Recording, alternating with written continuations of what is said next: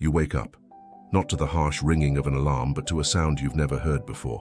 A murmur, low, distant and growing. The room is cold. Concrete walls, thin curtains, and the heavy atmosphere of a city that always feels watched. This is East Berlin, November 8th, 1989. Something is different today. You don't feel it in your mind yet, but you feel it deep in your chest. A vibration of impending change. You sit up slowly. The radio is still on from last night, emitting a low static before a controlled, calm voice breaks through the white noise. Everything here is careful. In the German Democratic Republic, words are heavy. They can build a life or destroy one in an instant. Outside, the city reveals itself. Grey buildings, uniform architecture, and streets that feel like they are repeating themselves in an endless, planned loop. This is planned urban design. Buildings weren't just for living. They were designed to be functional, efficient, and most importantly, easy to monitor. And then there is the wall. You can't see it from every window, but you always feel it. A concrete scar cutting through the heart of everything. Psychology calls this learned helplessness. When people face a repeated lack of control, they eventually stop trying to change their reality. Even when doors open, you get dressed. The same coat, the same shoes, the same routine. In a world of uncertainty, routine is the only thing that feels safe. Stepping outside, you feel the familiar sensation. Eyes, always eyes. The Stasi, the Ministry for State Security, maintains one of history's most sophisticated surveillance systems.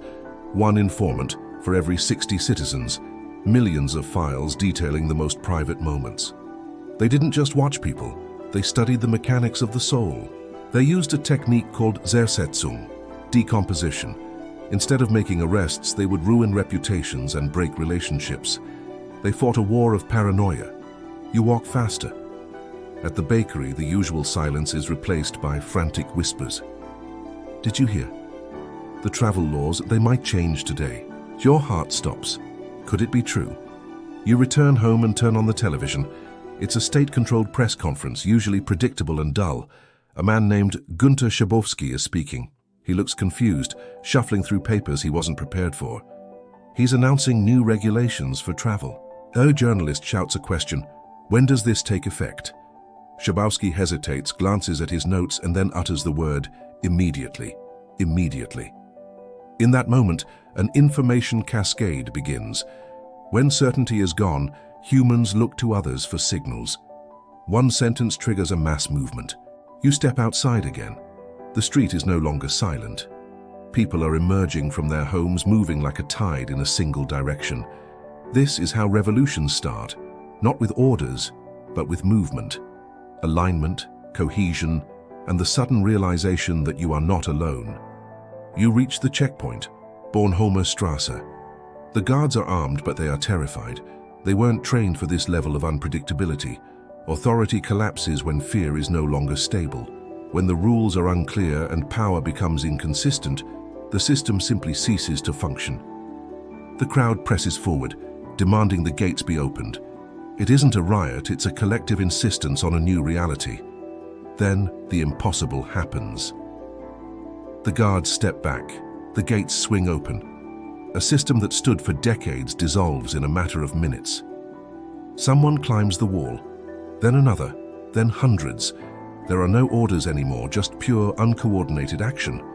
The barrier is broken. You step through the checkpoint. No one stops you. For the first time in your life, the air feels different. There is no wall in front of you. Behind you, a system is ending. Ahead, a future no one understands yet. But you realize that walls don't fall because they are weak. They fall when people stop believing in them. When the collective mind decides that the barrier is no longer real, the concrete follows. Tomorrow the world will call this history. They will study the dates and the names, but for you this isn't a textbook. It's the moment you started to breathe. History is made by those who show up when the world is uncertain. Today, you didn't just witness history, you lived it.